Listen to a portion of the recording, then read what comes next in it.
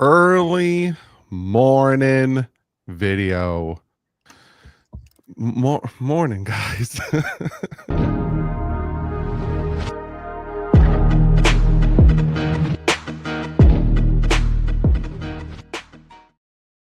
What is up, Dolphin fans? Good morning. Who's up? I wonder who's actually up after Thanksgiving. Everyone's sitting around eating their food. We got a video. We got a live stream for you guys. We're previewing the Dolphins Saints game. Going to talk a little bit about this game. First, like usual, we got to shout out the sponsors, starting with SeatGeek. If you go to the game and you don't have any tickets, use SeatGeek. If you go to a concert, use SeatGeek. If you go to a festival, use SeatGeek. Use the promo code PHINS. You get $20 off your first order. Also, Sleeper. Fantastic fantasy app. If you use the promo code HMA, you get 100% up to $100. Really great fun stuff over there. Also, as you can see in the bottom corner, we have podcast forums of this show as well. You can join the membership. Just hitting the join button next to the subscribe button. You get a ton of cool perks. How are we all doing this morning? How was y'all Thanksgiving? You have lots to eat? Reasonable amount. It was okay. Reasonable amount. I didn't overeat my plate, which is the important thing. Same here. I was a good boy. You don't need a second plate. What other point in life would you ever get a second plate? I can tell. I can give you many occasions, but that wasn't one of them. A lot of people think it's the tryptophan and the turkey. It's just the amount of food that you eat. It's not really the turkey that makes you tired. It's the turkey, because I didn't eat that much food. It's the turkey. I was yawning like 40 minutes after I ate it. Well, I will say this: the games were entertaining. The all of them. I made my picks and I missed on all of them. A lot of the underdogs won, which is interesting. Cincinnati. Look at that with Joe Burrow back in the hunt. Mm-hmm.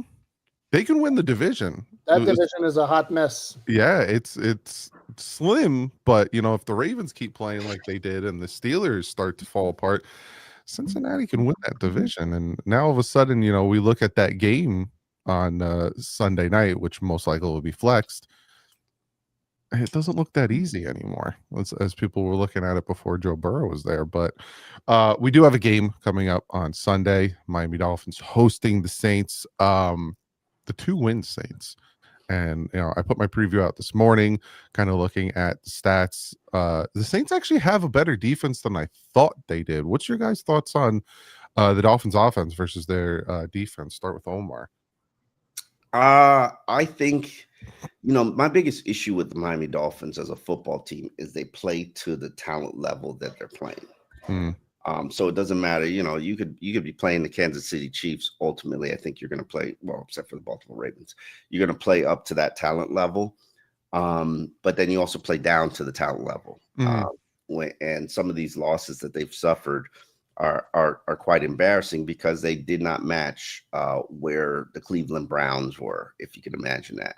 Or even though Charlotte is a better team than what we thought they were, you did not match, or you could not handle Charlotte's response. I'm curious to see if the heavy package continues to work, if we continue to expand upon it. I do not know about Darren Waller's participation, and even if he did participate, I'm not sure it would alter the heavy package. He won't. Yeah, I agree with you. He won't participate in this game. But the heavy package is so instrumental in this team's turnaround of productivity, and I just want to continue to see it grow. So, and in terms of what New Orleans can do, I don't really think there's much that they can do to threaten the Dolphins offensively or defensively, to be honest with you.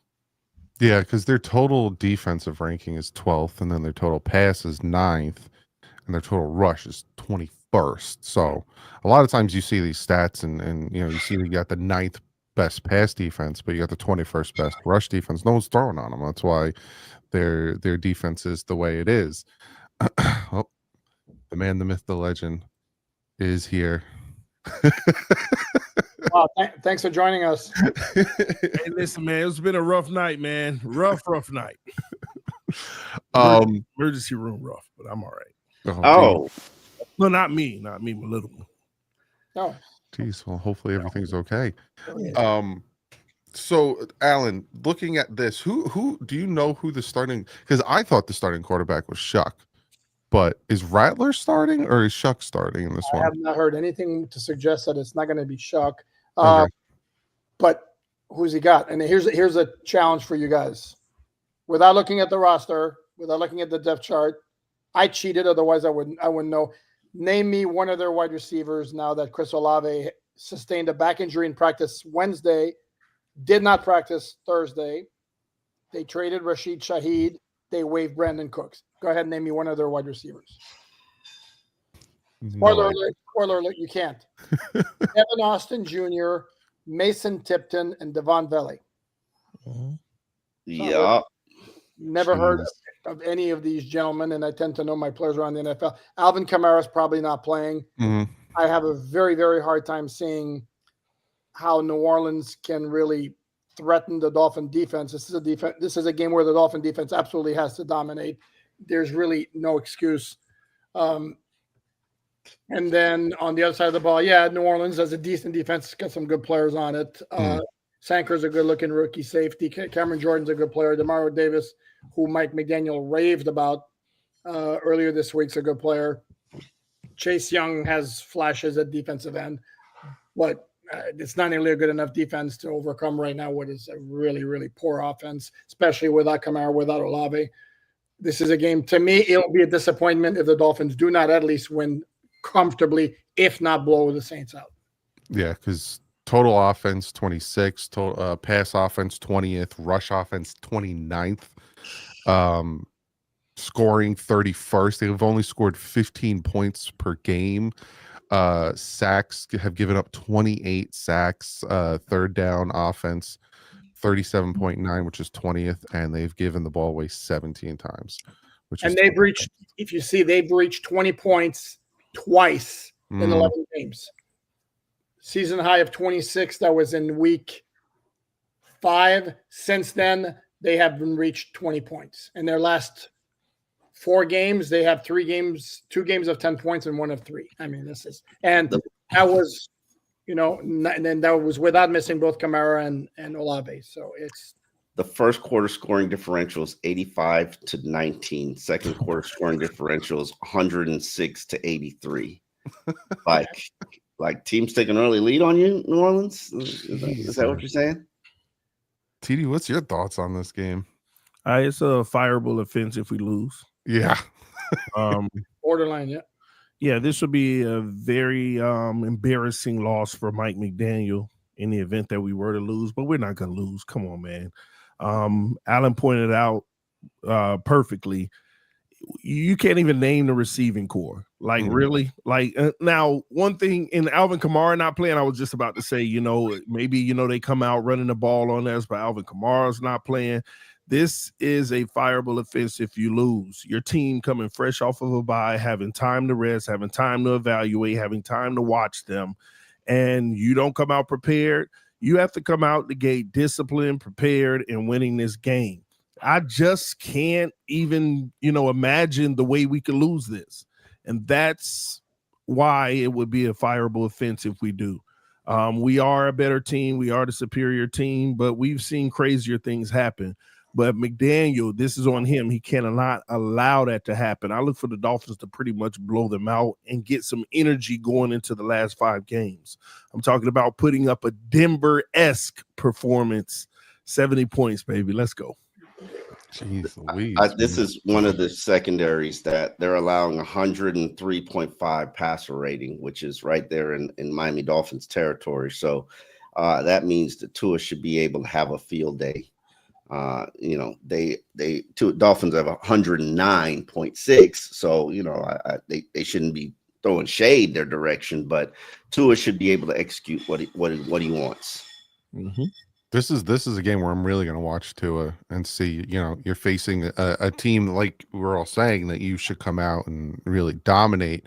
This is where I'm going to really look at his, physicality in it and how he's looking and feeling, because this is one of those games like in 2023 when we were facing the Giants, or even last year when we were facing I think it was the Raiders last year, where he looked great. And this is the game where we should see the Tua that is going to carve him up, throw for 3 touchdowns, 200 plus yards, and look good. And if he doesn't, then again, it's that big question mark of what is going on with him and why is he struggling. I'm pretty sure we're all picking Dolphins to win. Who has the biggest score differential in their point? I have them winning 28-14. Omar, if you had to throw a score on this, what do you think the score is going to be? 13-point victory. Alan? Yeah, I haven't put up my prediction yet on MiamiDolphins.si.com. Somewhere at least 2 touchdowns. And TD, you're thinking like a 70-14 victory? I give him 45-10. 45. If we get to 70, we get down to their 25-yard line, is McDaniel kicking that field goal? He better right with him. And tomorrow's not promised. Exactly. Real quick, let's do some more or less, brought to you by Sleeper. So Tyler Shuck is on here. Him and Tua both on here with passing yards. So Tua finally is not more or less with the interceptions, which is nice to see. He did throw one against Washington. Shuck gets 223.5 passing yards, more or less on that one, Alan. Since I get the feeling the Dolphins will be ahead, and it's going to force New Orleans to pass a lot to try to catch up, and Kamara's not playing, I'd suggest he may have more than that, but mixed in with a couple of interceptions and hopefully a couple of sacks as well. TD Tua 215.5 passing yards, more or less. Over, man. This might be a 300 game. To who? Tua, 300. All of them. To who's getting all those receiving yards? Everybody. A-Chain, Waddle, my mom, my cousin. Everybody. So Waddle 74.5 receiving yards. I'm assuming we're going with the over there. Malik Washington 24.5 receiving yards. Is this a game where we see Malik kind of get close to 100 for the first time in his Dolphin career? It's not how they're using him. It's everything's gadget or at the line of scrimmage. Listen, man, keep that man with his 2 to 3 passes a game with 1 or 2 receptions. I would love to see Taj Washington try to get implemented again. I know what happened the last time he tried to get implemented. Fumble. Yeah. Fumble on his very first catch. But he's been active the last couple of weeks. They created plays for him. Yeah. Time to try those plays out again. He's not a baby anymore. He's not super green anymore. Got his bruises. Yeah.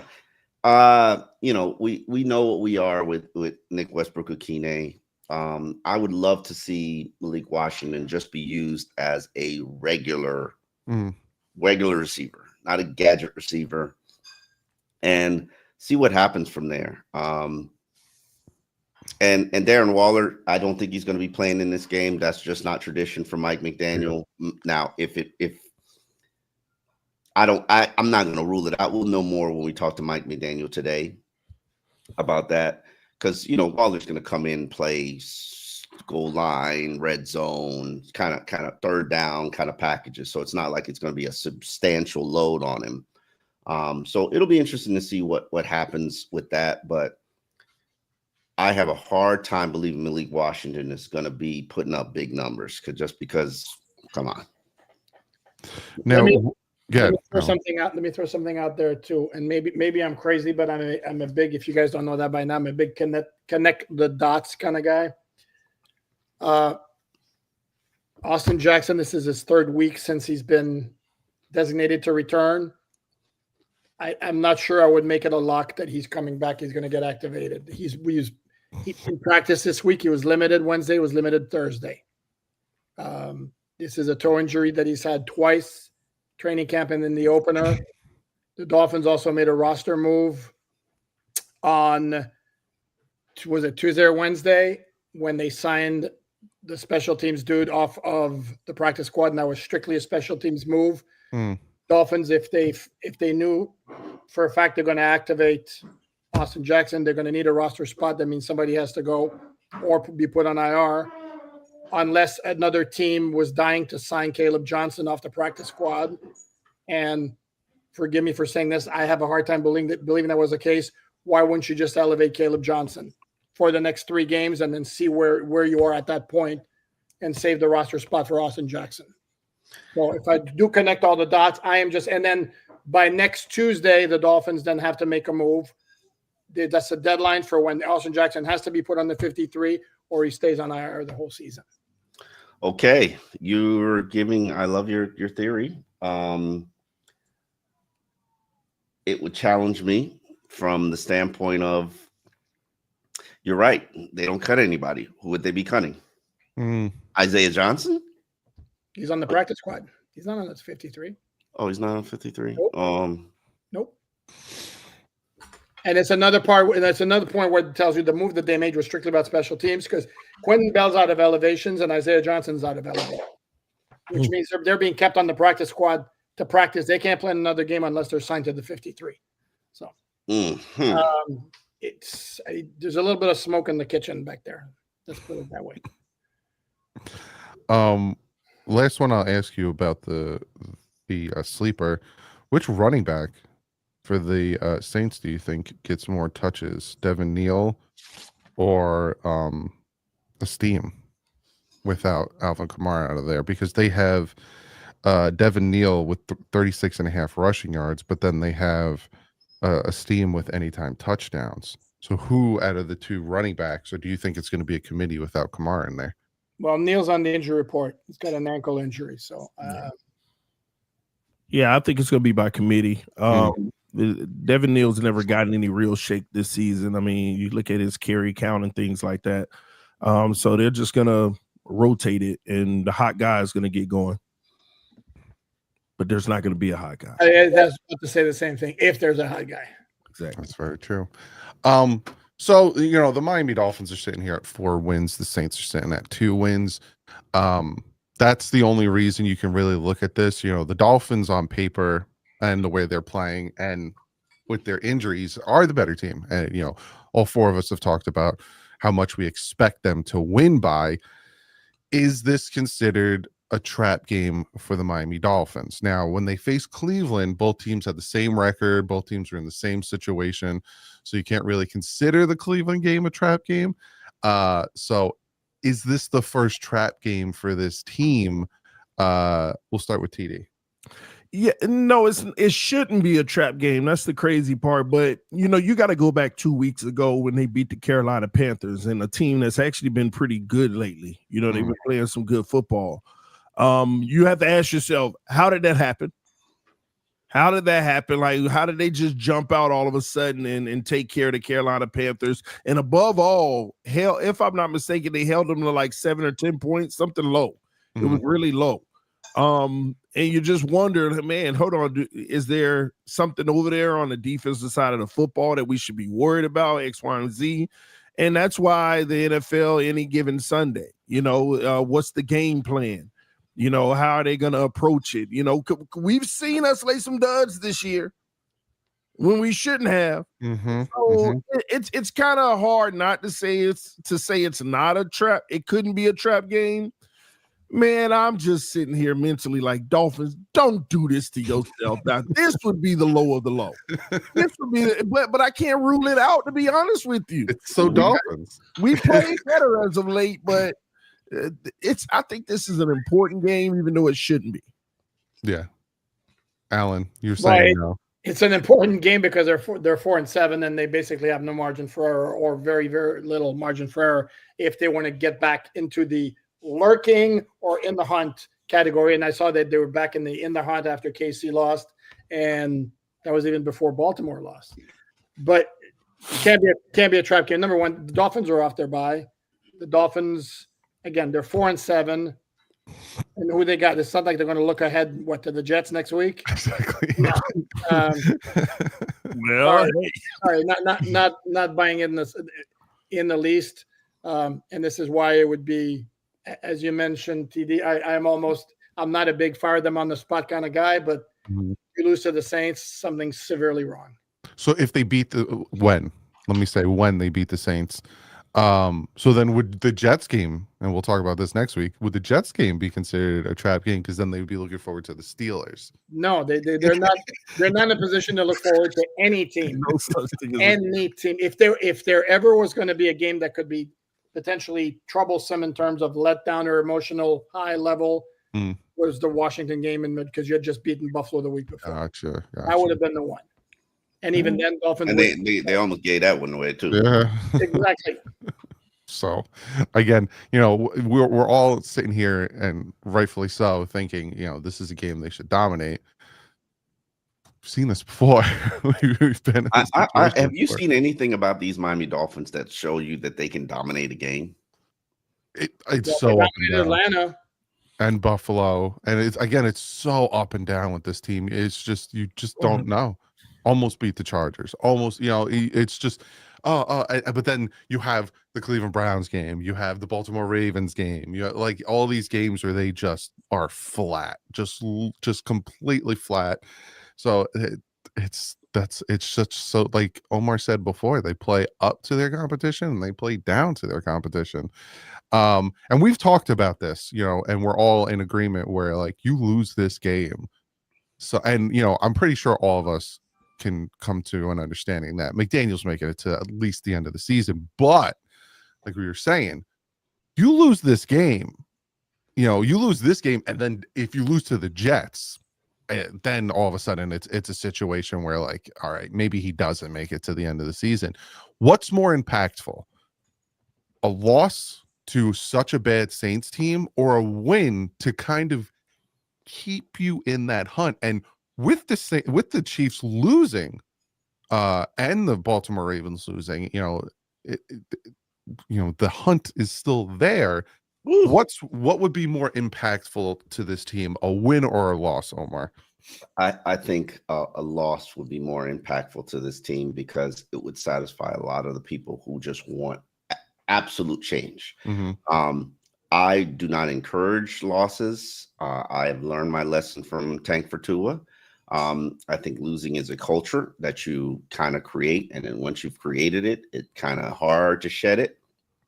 But there's this, like, little beacon of hope that some people are hanging on to, that if they can get to 5 wins of this 6-game stretch, or get to win all 6 games, we could have everybody back, and we could run it back, and we could show them who we really are. I think 2 losses destroys that. And I think a good portion of the fan base, probably more than 50%, are rooting for those 2 losses, even though I think that's kind of disrespectful. I'm just interested in seeing the season play out, how it plays out.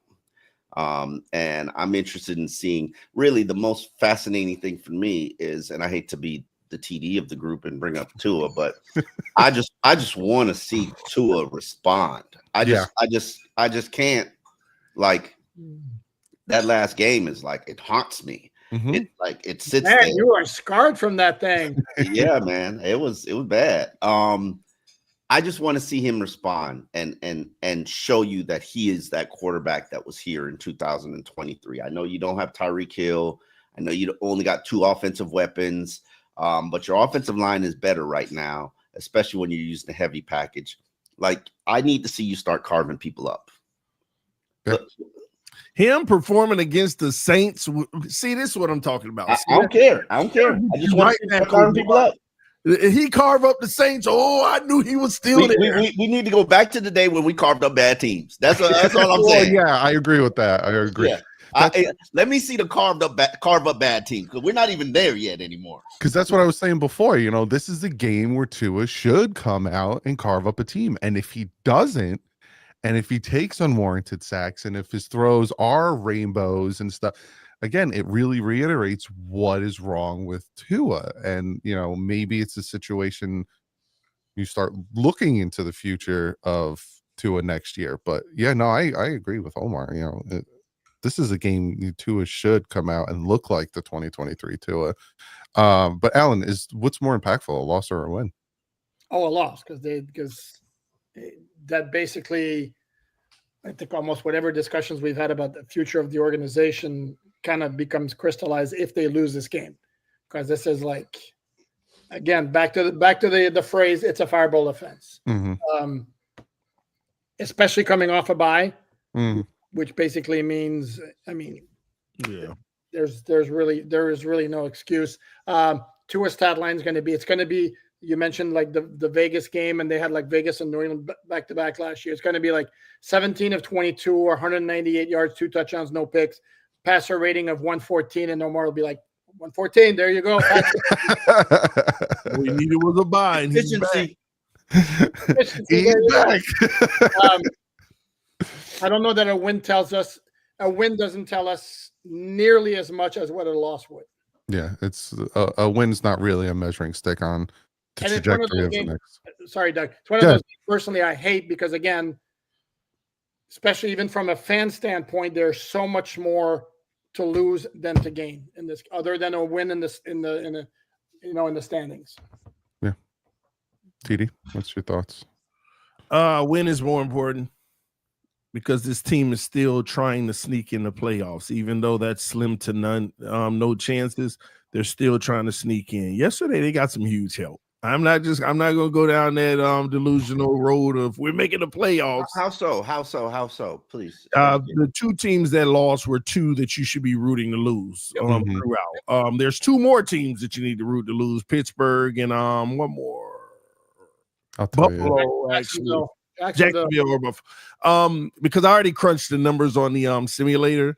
First of all, Dolphins do need to win out, but there's a few different paths, and some of the key teams are Baltimore and Kansas City. Like literally, those are 2 key teams that you want to keep losing. They can win some games still, but you want them to maybe drop one of them 2 and one of them 3 of their last 6 games. So that was huge yesterday, having those losses. I hate playing from behind with the speculation of it, but this is where we are. And as long as you have a chance, and this is what people need to understand, early in the season, I never thought that I would be in a position where I'm okay with losing games, but I did get to a point. It's okay, lose. Let's get a better draft pick. But as long as Mike McDaniel is still going to be fighting for his job, you don't have a team that's intentionally trying to lose whatsoever. So if you're going to go for it, go for it. And that's my mentality. I know a lot of people are mad at me. Oh, we're not making the playoffs. You're trying to talk about how we could. They're going for it until they're eliminated. Then ride that train. It is what it is. So right now, yesterday was actually bigger than people think, because these are the ones where in the simulator, you actually had the Chiefs winning. You actually had Baltimore winning, and you need them to lose. And you already picked out the games that they could lose on the simulator. You got a big boost. Yeah. You just got a big boost, because games you had them winning, they lost. So there is a path, but at the end of the day, the Dolphins have to win out. That's the number 1 key. And it's games like this that can really hurt us. But I'm more so, hey, if y'all trying for it, I'm here for it. Let's go get it. You said, you're not done yet? Oh no, well that was pretty much it. But yeah, I'm with the win. Okay, because you said it is what it is, and I want to bring up a good little stat nugget I dug up here, because you said it is what it is, and it brought to mind the great Nick Saban quote: "It is what it is, and until it changes, it'll stay that way." And it think about it, Omar. Come on. And this relates to my nugget. Do you know the last team that was 4-7 to win out? Giants. Your Miami Dolphins, 2005, when the head coach was Nick Saban. They were actually 3-7. They won their last 6 to finish 9-7. Yeah, the loss by Kansas City and Baltimore. If Miami wins on Sunday, one game behind them. Houston is 6-5. Again, if they lose, the Dolphins are one game from being the number 8 seed. And then you have Chargers, Jaguars, Bills 2 games ahead if Miami wins and those 3 teams lose. Pittsburgh. Well, you at that point you're trying to root for Pittsburgh, North, to take the North. But then again, you need to beat Pittsburgh, so it's like there's that situation. If Miami would have just finished out the games they should have, which is the Chargers and the Panthers, whole different season. If Grandma had one, should be Grandpa. But would it be a better team? Yes, if you make plays at the end, you're a better team. Yeah. We might still have the reason you didn't make plays at the end is because you're not good enough. Hey, fellas, do you know what our secret of getting into the playoffs is, and it just occurred yesterday? Nobody's really thinking about. What's that? It's the Bengals. They could actually still win their division. Yep, I was saying that before. Yeah. But they can only get to 9 wins, and if they were to win their division at 9, we can get it. We're going to get in at 10. Well, because that means Baltimore, Pittsburgh, both are lower than or tied at the 9. It depends on what you still Buffalo, have to beat Chargers. What about if Baltimore has a 10-win season? Well, Then they won the division. They won the division, but they got to play the Bengals again, and Pittsburgh too. So, TD, you also have Buffalo, Chargers, and Kansas City as other 3 wild cards of Dolphins that have to beat out. It's not just the AFC North runners up. Buffalo, Chargers, and who? Did you Kansas City, Jaguars. Yeah, KC. I'm banking on them not making it at this point. So that's is the NFC this tight, or is it just is the NFC this tight, or is it just it's worse? It's worse. It's worse. Yeah. It's actually worse. It's crazy. 7-5, and they're out right now. Look at the beauty of the NFL. They want it so that everybody's in the mix, and everybody is in the mix. Mm-hmm. I tell people all the time, NFL, when it operates at its optimal point, everybody's between 7 and 11 wins. Mm-hmm. Everybody, like that's what they dream for, because all fan bases are still engaged. Everybody's still in it. It's like the ultimate, parity. So that's the goal, and it's getting closer and closer to that point. Your 3 wild card teams, Seattle, Green Bay, and San Fran, all 8-win teams. Mm-hmm. That's crazy. Seattle, Green Bay, and San Fran, 8-win teams. All 8-win teams. Tampa Bay, 6-5 is your number 4 seed. Just like Pittsburgh, your number 4 seed, also 6-5. So this is a year where and don't forget, tough. Buffalo could still go on a losing run too. Ooh. You know what I'm interested in? I'm gonna sound like a big hater, but I'll drink my haterade on this one. I want to see how New England plays next year, because they had the 4th, the number 4 or whatever, the 4th place record schedule.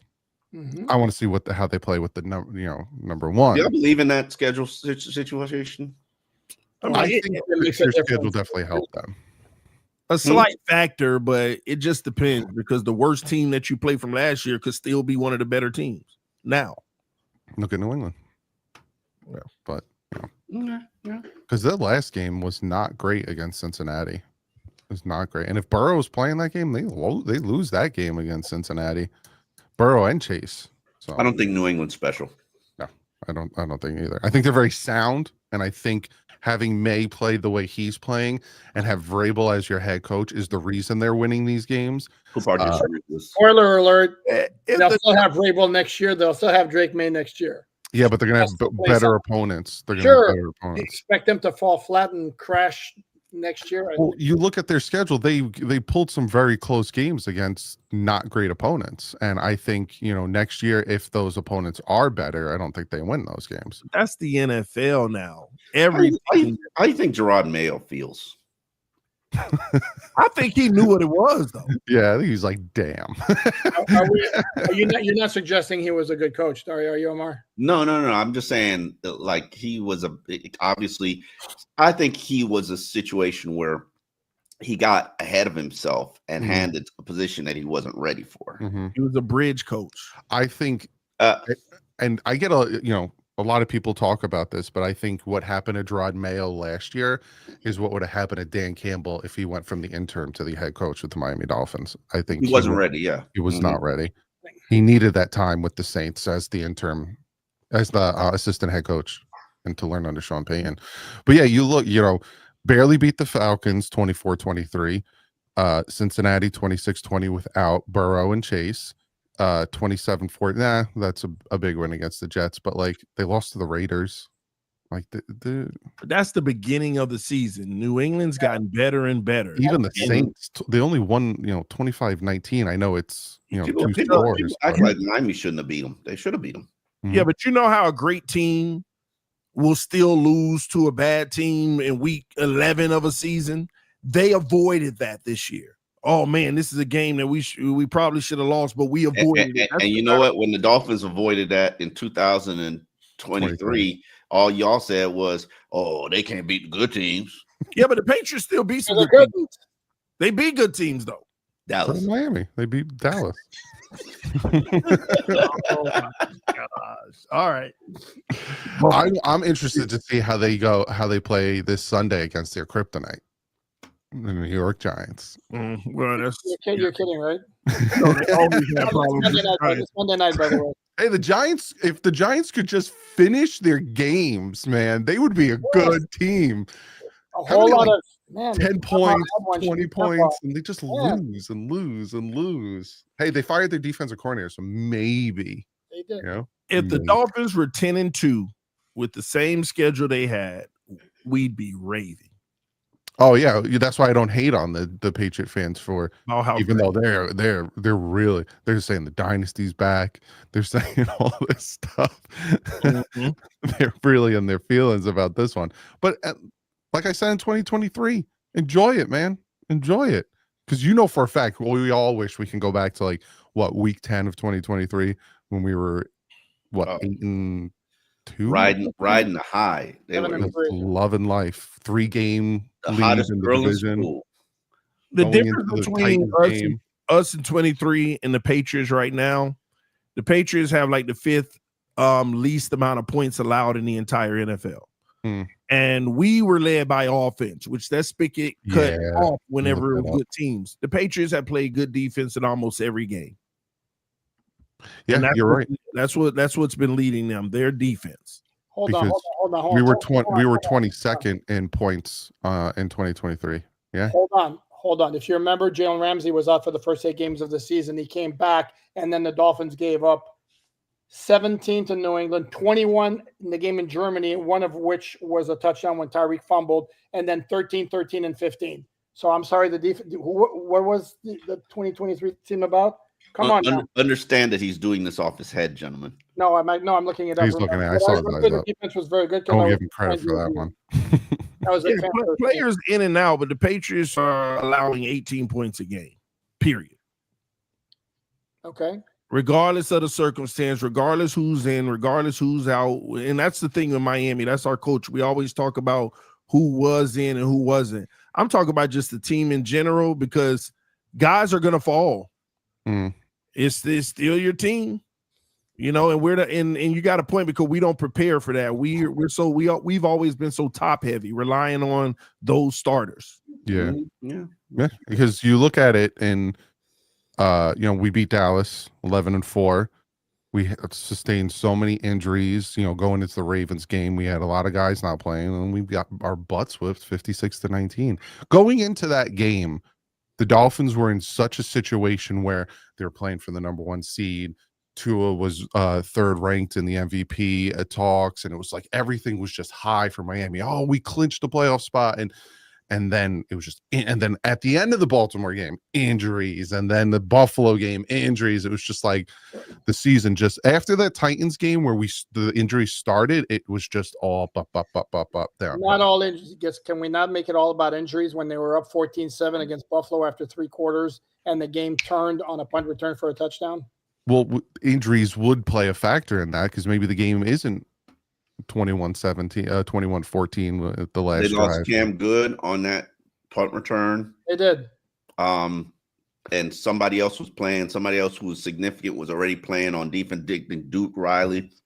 wasn't playing special teams because he was playing like inside Ginkel linebacker. Sam Good got injured on the punt return for a touchdown. I know. Yeah. Okay. Again, this is not a good look when saying, okay, well, the reason they lost to Buffalo is because of injuries.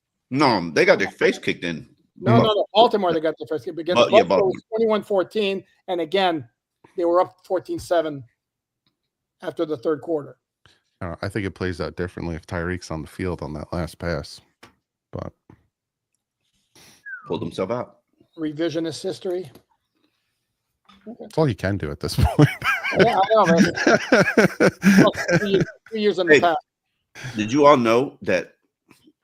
What was the receiver's name? The big guy. Ezukama? Which one? Oh, Williams, Devontae Parker. No, the one that ran the one that they traded for. Who? The one Nick Westbrook-Ikine? No, he ran the bad route against Buffalo. The one that ran the bad route. Chase Claypool. They claim he ran the bad route. Do you know that he wasn't even supposed to go into that game? He put himself in. This is fact. Oh my God. I don't want to think about that anymore. He wasn't even supposed to go in and replace Tyreek. I've never seen a sloppier out route. It didn't. I'm not gonna think about it. The guy, you've ever seen the famous clip of him when he was with the Steelers? They're in hurry up offense trying to tie the game at the end. Oh, he's like he catches a pass and then he does a showboat in instead of it getting lined up again. Chase Claypool. The reason he was on 3 teams and within 3 years after being a second-round pick. Yeah, he's out of the league now, right? I believe so. Yeah. Yeah. He was like I can make more money on TikTok. Well, now we'll see. Was he the one who danced on the logo? That was Juju. Juju's a TikTok guy too, or maybe a streamer. Speaking of ex-Steelers, look at Pickens, man. Well, your town was never. Somebody's going to pay him, and they're going to get a nutcase. Yeah, the talent's there. It's just everything. When the Patriots don't want you around, oh, we know you're crazy. Let's get to these donations. 158 likes. We got 431 of you in here. Good morning to all of you. Good morning. This is a different, unique Dolphins Collective, but it's Black Friday. We didn't want to prohibit somebody from doing the American thing and going shopping. We actually have practice later today. Yeah, we were trying to like, a lot of people are asking like why. We were trying to like not step on the toes of the game at 3:30, which again, Black Friday game at 3:30 is so dumb. Put it at prime time. And then also the guys have practice because we were going to shoot for 1, and then so we were like, let's just wake up, hang out, talk with the people, and then I'm going to go back to sleep. I need to sleep. Aaron with the $5 says, hope you all had Thanksgiving went well. Which game is the statement game for the Dolphins to continue through this delusional run? Pittsburgh. Yeah. Pittsburgh. And is it still going to be here? Now this is important to me. This is very important to me, and I need an honest answer from you guys. This is very important to me. My son is due on December 12th. They play Monday night. So I can make that game. I can live stream that game because there's enough time. Because we're having, my wife's having C-section. You got to be in the hospital for 2 days minimum. Are they going to flex that game? Because they flex that game to Monday, to Sunday. I'm going to be screwed. No, it's not the last 3. They don't flex out the Steelers unless it's atrocious. Okay. That team draws eyeballs, and that's the biggest determinant. And then again, Miami wins the next 2. We're sitting at that record. Okay. All right. I just needed to know. But yeah, the Steelers game in the cold, prime time. Mm-hmm. Last time Tua played the Steelers in the cold, Noah Benogany won that game for us. That was in Miami. No, but in prime time, I meant to say. Oh, yeah. Noah won a game for Miami? Yes, he did. Game-winning interception. Return from the concussion against Cincinnati. They won Bail Tua. I remember watching that. He just came back from the concussion, and then he takes off running and head first. I was just like, this man will never learn. CW with the tenor said, thought we don't want a coach that is good enough not to be good enough. That's the definition of Tomlin. 10 years, one playoff win, gets to 10 wins every year and loses in the wild card. Hold on, Doug. Sign me up. Got a ring last time I checked. People keep harassing me. Oh, why do you on the collective want Tomlin? You need to explain. Listen, y'all need to stop. It's just simply the fact. First of all, everybody can't win a Super Bowl every year. Okay. Number two, if you got a guy who is going to almost guarantee you're in the dance, that's amazing. Okay, we're fighting to get in now, but if you got a guy who's almost going to guarantee you get in the game, and number two, it's his failures as of late is really all about the quarterback position more than anything. You got to find your guy. It's been hard for him to recover and finding his guy since the healthy version of Roethlisberger. So this good enough not to be good enough. The man has already reached the mountaintop. Like, please stop. Tomlin and Harbaugh might both be available this offseason. I was about to say that. I don't know about all that, but listen, Tomlin. Here's the thing about Tomlin, and this is what I'm really stuck on. Leaders of men, absolutely, unequivocally, without a doubt, he is a leader of men. They will follow. Not only just that, but when you talk about a coaching staff, coaches want to coach with him. They want to learn underneath him because he will get you prepared. He's like Sean Payton or Andy Reid. He will get you prepared, even though he doesn't have a hell of a coaching tree. He will get you prepared for the next level, the next assignment. So that's one thing. And two, that man has never, ever, ever had a losing season. Like, think about all that goes on in the NFL with injuries and quarterback play and inconsistency, how the schedules, how the ball bounces. Never had a losing season. You know how hard that is? In a tough division. Yeah. Look, this is what I also equate it to, right? Andy Reid with the Philadelphia Eagles. Lost division, lost conference, and he loses the Super Bowl. Then no playoffs, lost division, no playoffs, lost conference, then lost wild card, no playoffs, got fired. And then what does he do with the Kansas City Chiefs? Super Bowl. It's like, can we stop? Like, it's about the coach, man. And if you get him first, right? Say Black Monday comes, Steelers are like, we're moving, like, regardless if they're like, we're gonna fire him or he's up for the trade. And the Dolphins get him first. What GMs are going to want to come to Miami to work with Tomlin? It's like, guys. And while I was watching the Ravens last night too, I put that tweet out. I was like, you realize he's going to get full power, right? Oh yeah, 100%. And I don't. And that's what. Here you go. That's what I do. If I'm Stephen Ross, I actually think he has full power now. I actually think he has full power now, but because Omar Khan is really a capologist and they work together. They've always worked together. I think Tomlin has final say in the organization.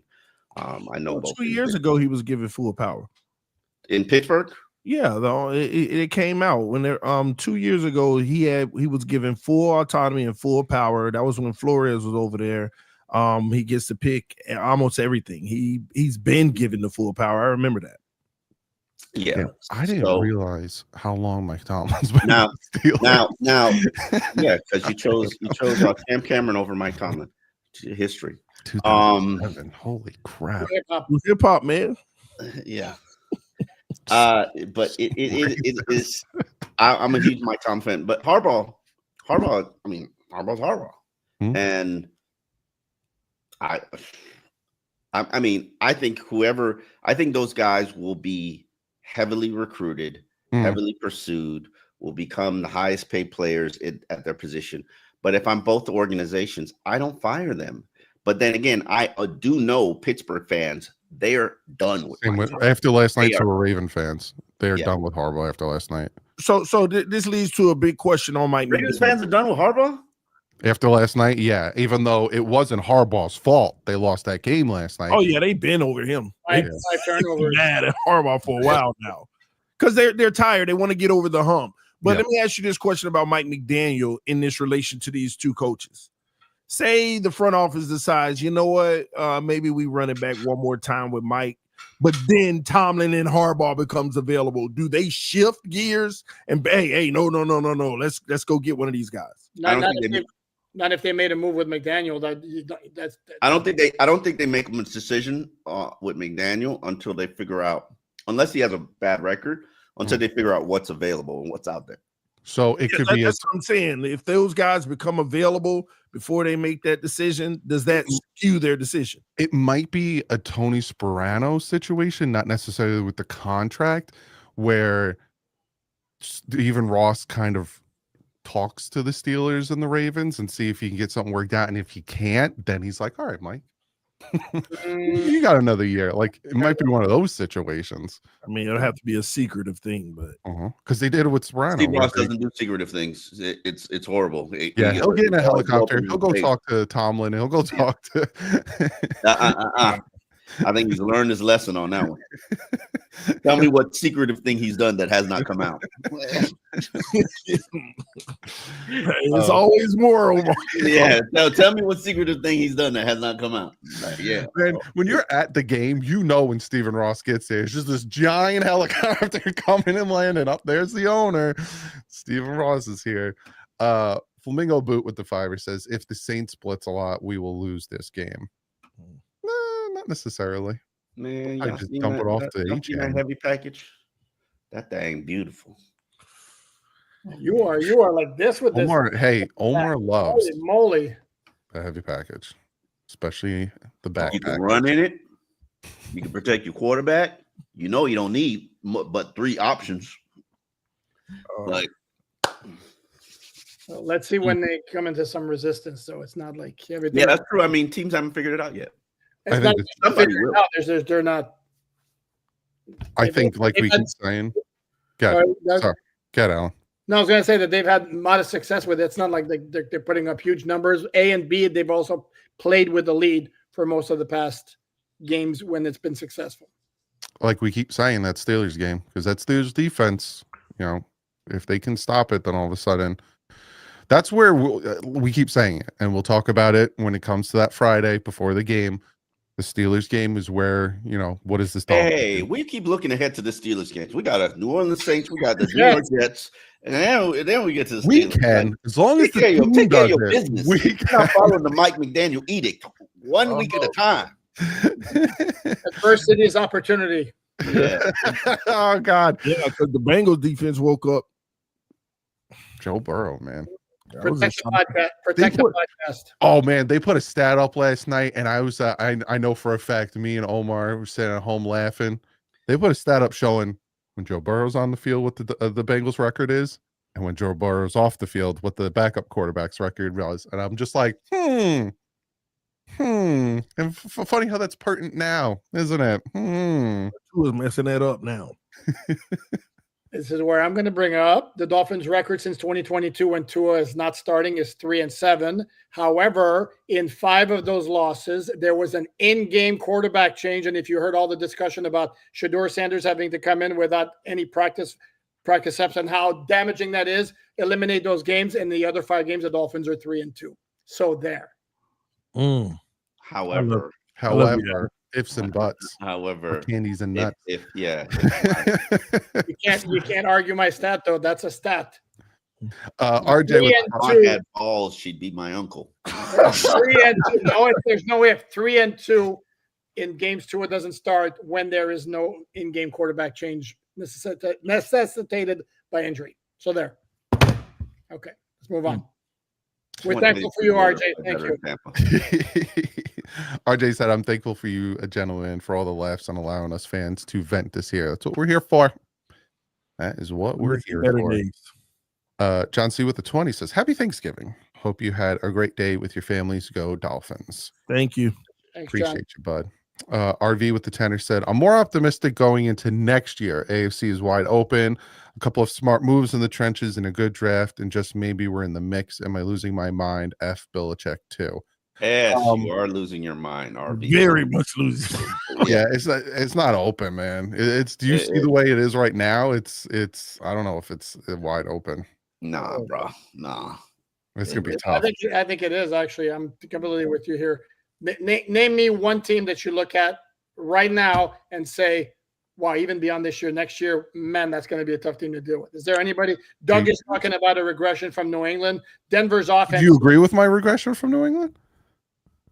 To a certain degree, they're not crashing, but they're no, I don't think they'll crash. No. But I don't think there's any team like Buffalo has enough issues to where, okay, I'm not already penciling them in as 2026 AFC champs the way everybody had them last year as 2025 AFC champs. KC's run, thankfully, might finally be over. Nah, don't call it the time of death yet. No. I said maybe. I'm very hopeful, knock on wood. But we're getting there. So no, yes, I do think the AFC is wide open.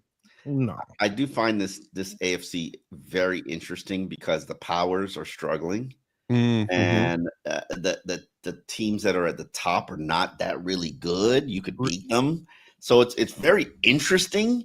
Unfortunately, Dolphins aren't really in the mix for any kind of supremacy on that front. And let's be truthful about it: the Dolphins don't have a good roster. There are a few teams that's clearly going to be even better than they are now next year. Like who? Go ahead. First of all, the Denver Broncos. We keep sleeping on them. They are one of the better teams in the. I'm not old.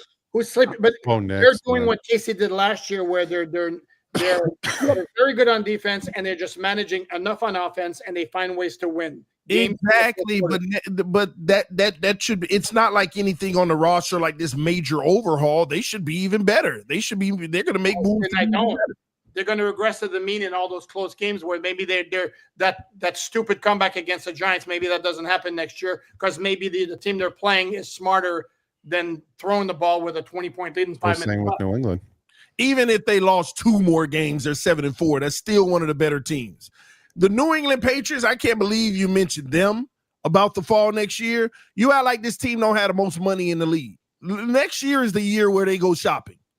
Like they are 1, 2, 3, 4, 5, 6, 7, 8. They're ninth in cap space. Did they make a recent signing or something? They have in 2026. They have $50 million in cap space. The top 4 are the Titans, Raiders, Chargers, and Jets with $100 million. But they have the money. They have money, and they'll clear money. Yeah, but I don't think it's part of their culture to spend like that. I know they have to sign Drake May. They have to sign Gonzalez. No, Drake May is eventually like they need to.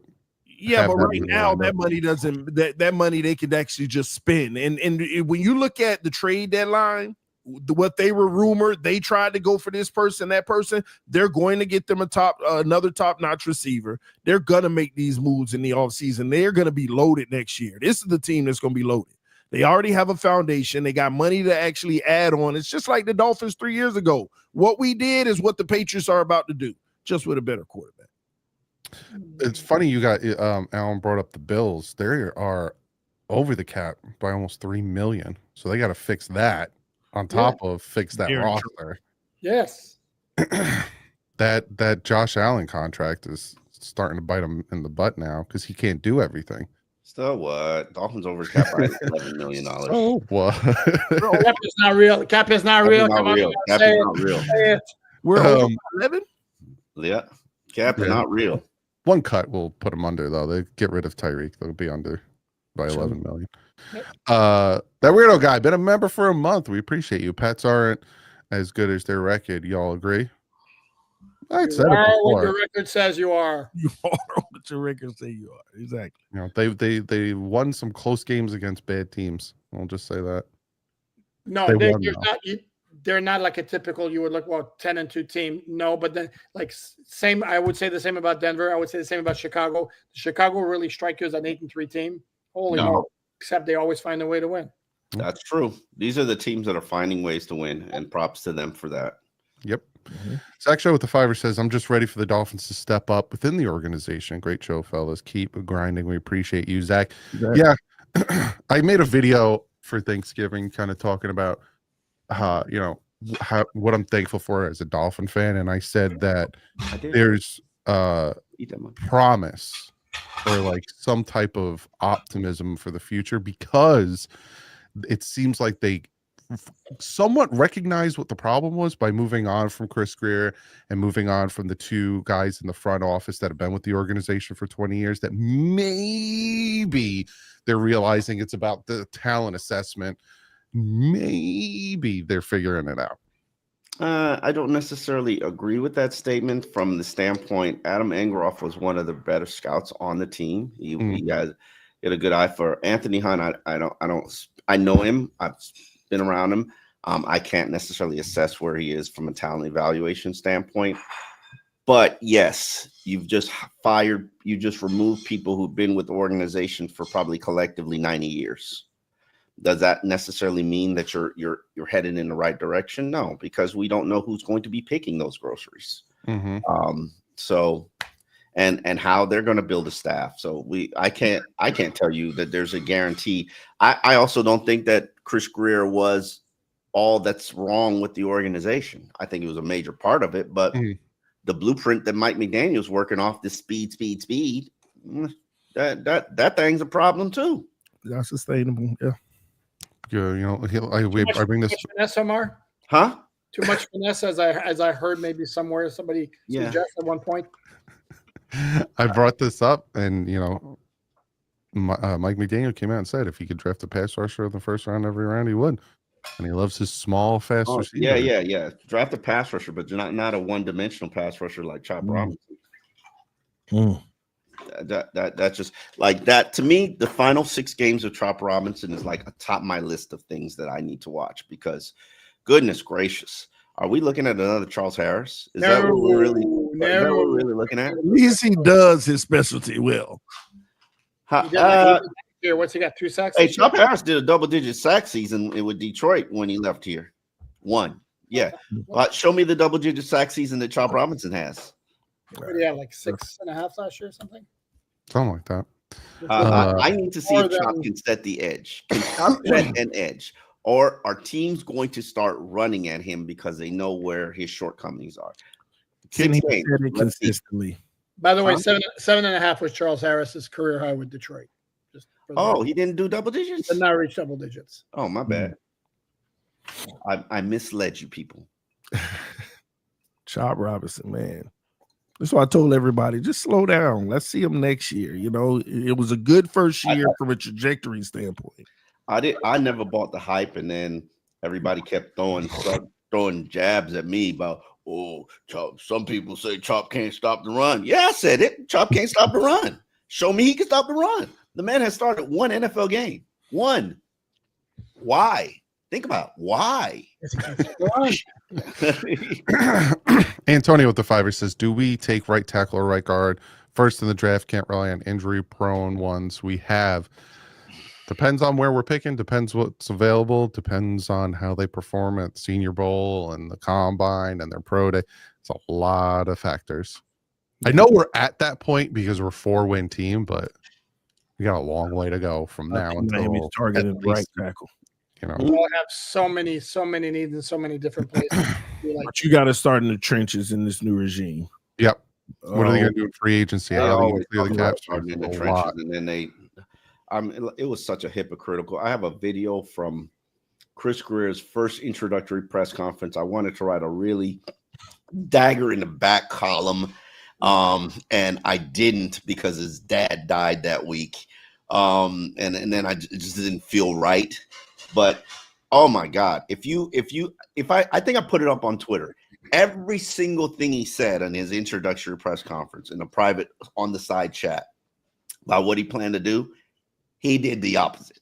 Every single thing. It was crazy that how he said this was what he was going to do, and he did the absolute opposite.